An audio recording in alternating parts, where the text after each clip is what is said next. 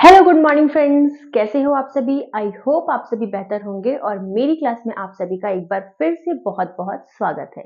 तो यहाँ पर हम कर रहे हैं यूजीसी नेट की प्रिपरेशन, खासकर पेपर 1 की, और पेपर 1 के साथ साथ हम अपने पेपर 2 को भी लेकर के चलेंगे।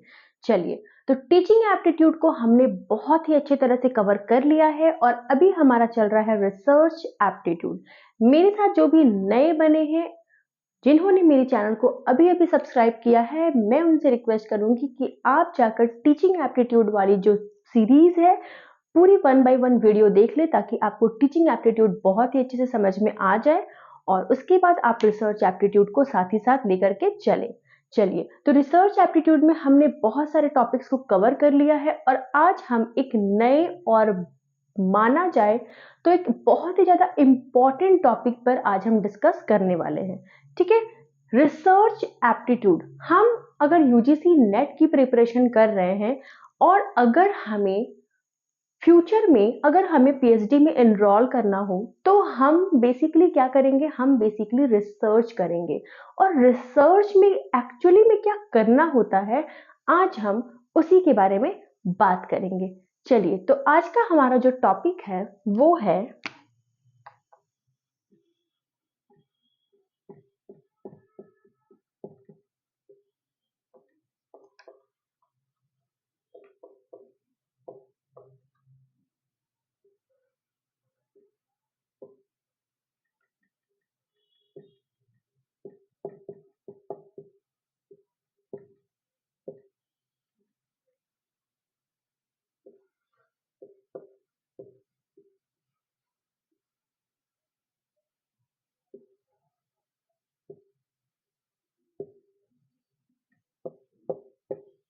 Steps of research. जब एक रिसर्चर रिसर्च करता है तो वो किन किन स्टेप्स को फॉलो करता है, आज की क्लास में हम उसके बारे में जानने वाले हैं। चलिए, तो बात करते हैं कि क्या क्या स्टेप्स ऐसे होंगे जिसे एक रिसर्चर फॉलो करते हुए अपने रिसर्च को कंप्लीट करता है। चलिए, तो हम पॉइंट वाइज इसको आज के क्लास में बस हम ये देखेंगे कि कितने पॉइंट्स है और उसके बाद हम फर्दर अपने नेक्स्ट क्लास में एक एक पॉइंट को बहुत ही अच्छे से डिटेल वाइज जानेंगे। तो चलिए आइए, पॉइंट नंबर 1 की बात करें तो सबसे पहले रिसर्चर क्या करेगा। सबसे पहले एक रिसर्चर जो है वो क्या करता है, तो सबसे पहले एक रिसर्चर किसी टॉपिक का सिलेक्शन करेगा। ठीक है, सबसे पहले वो क्या करेगा, सिलेक्ट अ टॉपिक। रिसर्चर सबसे पहले एक टॉपिक का सिलेक्शन करेगा। जब वो टॉपिक का सिलेक्शन कर लेगा, सबसे पहले उसे ये पता होना चाहिए ना कि वो किस टॉपिक पर रिसर्च करना चाहता है। और जब उसे ये पता चल जाए, जब उसने उस टॉपिक को सिलेक्ट कर लिया, देन उसके बाद वो क्या करेगा, आइए जानते हैं।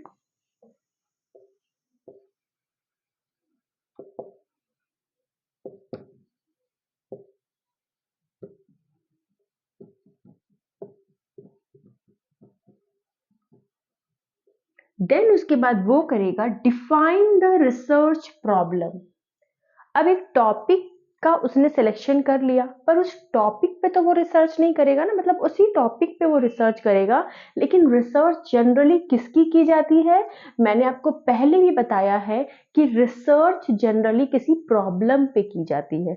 तो जब उसने अपने टॉपिक का सिलेक्शन कर लिया, देन वो क्या करेगा, define the research problem.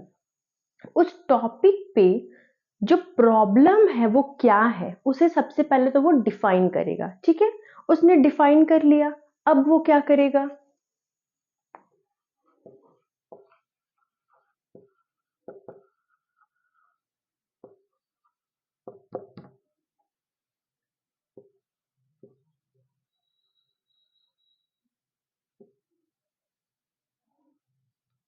Review literature. Review literature का मतलब होता है कि वो क्या करेगा, अगर अगर इसी टॉपिक पे या किसी पर्टिकुलर प्रॉब्लम पे अगर पहले भी कोई रिसर्च किया जा चुका है, तो वो क्या करेगा, उसको बहुत ही अच्छे से उसका स्टडी करेगा। उसका स्टडी करेगा, उसी को हम कहते हैं रिव्यू लिटरेचर। ठीक है। पहले के रिसर्चर ने, पहले के साइंटिस्ट ने उस बेसिकली उस प्रॉब्लम पे क्या रिसर्च किया था, अगर वो उसको स्टडी कर लेगा तो उसको और भी बहुत कुछ जानने में हेल्प होगी। फिर जब वो अपना रिसर्च करेगा तो बहुत कुछ फैक्ट्स को वो उसमें अपना फॉलो कर सकता है। ठीक है, तो फिर वो क्या करेगा, रिव्यू लिटरेचर। ठीक है, पहले जो भी स्टडी किया जा चुका है उसे वो क्या करेगा, उसे वो फिर से एक बार रिव्यू करेगा। ठीक है, यहां तक समझ आ गया। चलिए अब बात करते हैं पॉइंट नंबर 4 की। पॉइंट नंबर 4 में अगर हम बात करें तो आपका हो जाएगा, लिटरेचर को उसने रिव्यू कर लिया, अब वो क्या करेगा,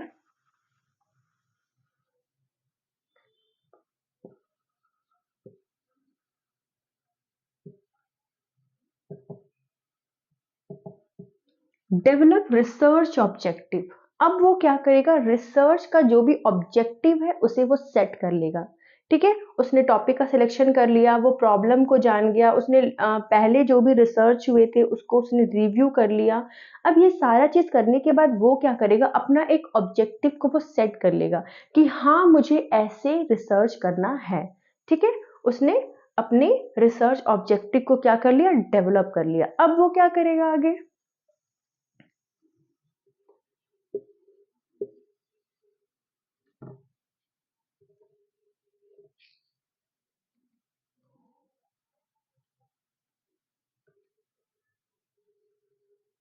सॉरी, आगे वो क्या करेगा,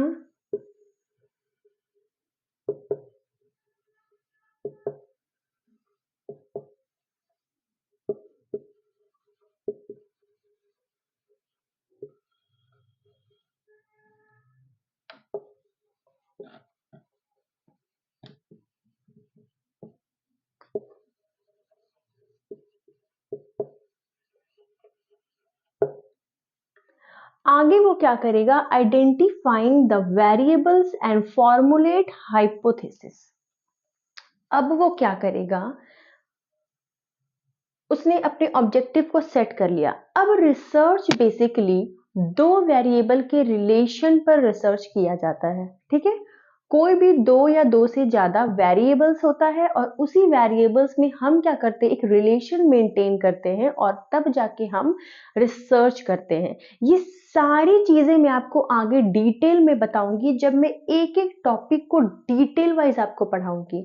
ठीक है, आज बस एक समरी है कि रिसर्च का स्टेप्स क्या क्या होता है, किन किन स्टेप्स को एक रिसर्चर फॉलो करता है। तो आज बस एक छोटा सा आपको एक समरी जैसा क्लास है ये।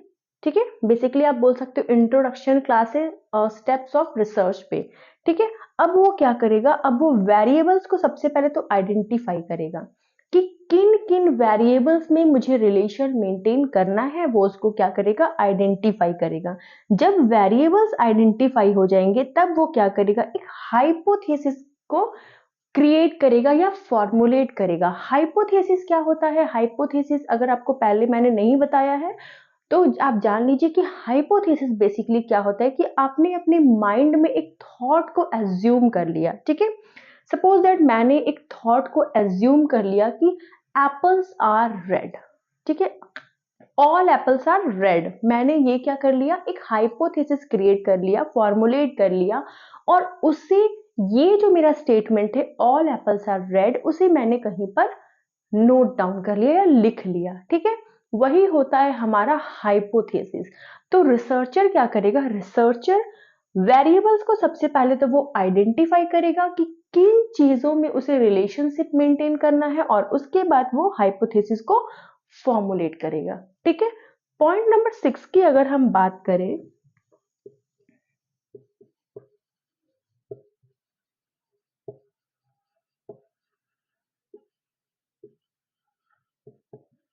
Prepare research design. अब वो क्या करेगा, उसने हाइपोथेसिस को क्रिएट कर लिया, उसने अपने माइंड में एक स्टेटमेंट को सोच लिया, क्रिएट कर लिया। अब वो उसी के अकॉर्डिंग, उसी हाइपोथेसिस के अकॉर्डिंग और उसी वेरिएबल्स के अकॉर्डिंग वो क्या करेगा, अपने रिसर्च के डिजाइन को प्रिपेयर करेगा। ठीक है, रिसर्च के डिजाइन को वो प्रिपेयर करेगा कि मुझे रिसर्च को किस तरह से करना है। डिजाइन भी हमारा क्या हो गया, प्रिपेयर हो गया। अब आगे क्या होगा, चलिए आगे देखते हैं क्या होगा।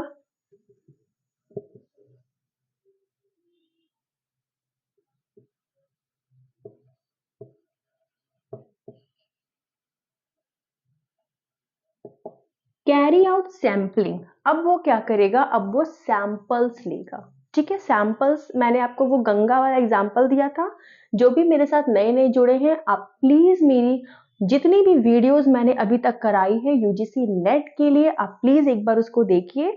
आपको कहीं और जाने की जरूरत नहीं होगी, यहाँ पर पूरा डिटेल में पढ़ाया जाता है।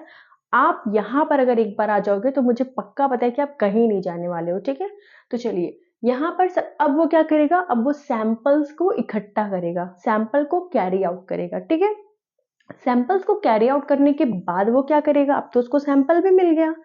अब वो क्या करेगा, तो चलिए आप पहले नोट डाउन कर लीजिए, फिर मैं आगे का स्टेप्स आपको बताती हूँ।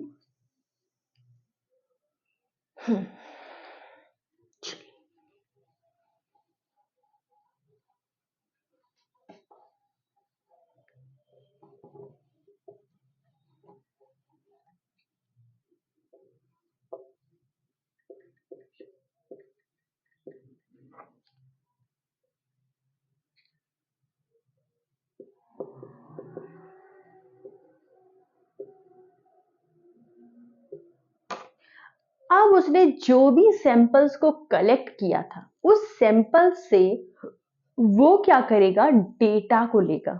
ठीक है, अब वो क्या करेगा, कलेक्शन ऑफ डेटा करेगा। ठीक है, उसने पहले क्या किया, कैरी आउट सैंपल्स, उसने सैंपल्स को लेके आया। अब सैंपल्स में से वो डेटा को कलेक्ट कर रहा है। अब जिन भी डेटा को वो कलेक्ट कर लिया, उसके बाद वो क्या करेगा,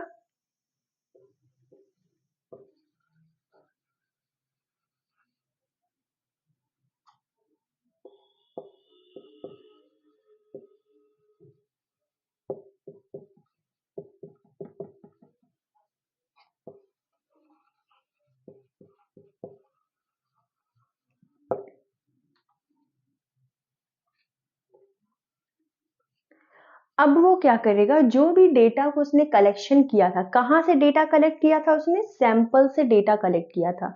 अब सैंपल से उसने डेटा को कलेक्ट कर लिया, अब इसी डेटा को वो क्या करेगा, एनालाइज करेगा।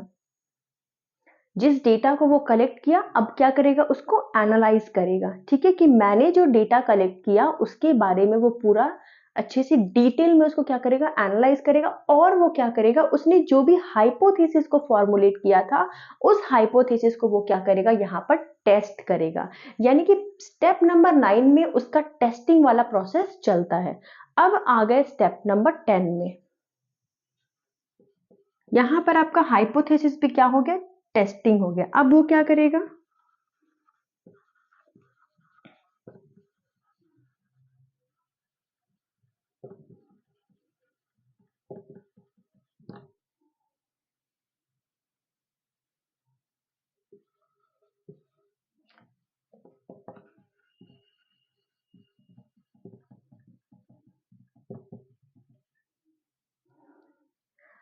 जब उसका हाइपोथेसिस टेस्ट हो गया, डेटा को उसने बहुत ही अच्छे से एनालाइज कर लिया और अपने हाइपोथेसिस को वो टेस्ट कर लिया, तो टेस्ट का क्या होगा, कुछ रिजल्ट आएगा।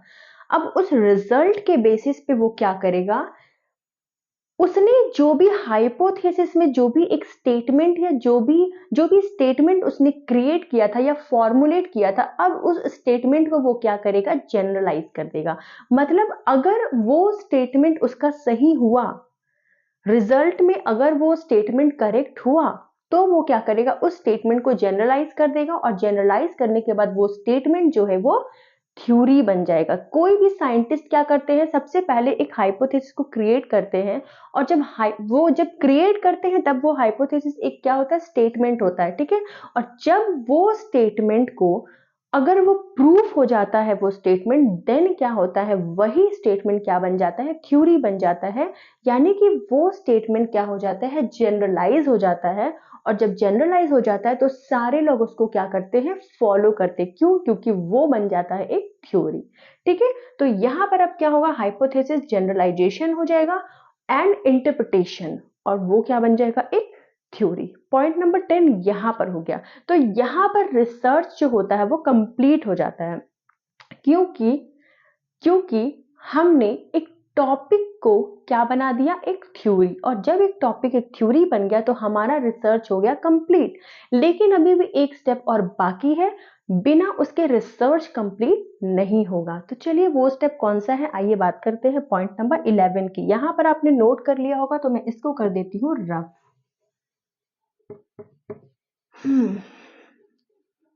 Point number 11,